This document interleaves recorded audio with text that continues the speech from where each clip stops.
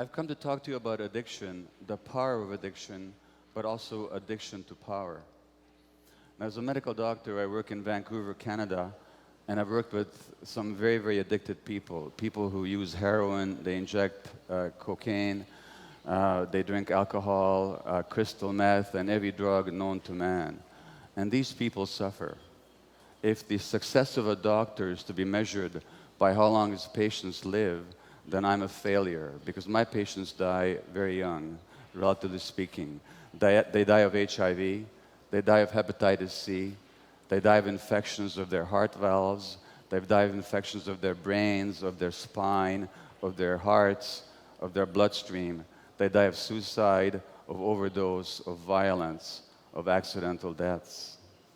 And if you look at them, you call to mind the words of the great Egyptian novelist Naguib Mahfouz, who wrote, "Nothing records the effects of a sad life as graphically as the human body," because these people lose everything. They lose their health, they lose their beauty, they lose their teeth, they lose their wealth, they lose human relationship, and in the end, they often lose their lives.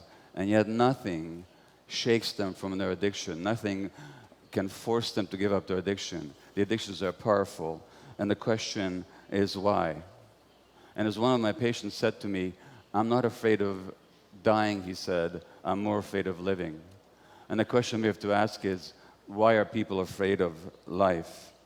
And if you want to understand addiction, you can't look at what's wrong with the addiction, you have to look at what's right about it.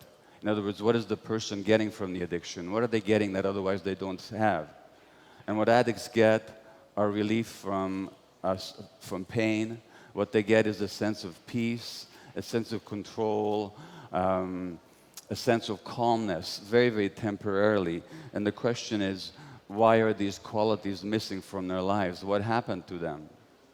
Now, if you look at the drugs like heroin, like morphine, like codeine, if you look at cocaine, if you look at alcohol, these are all painkillers.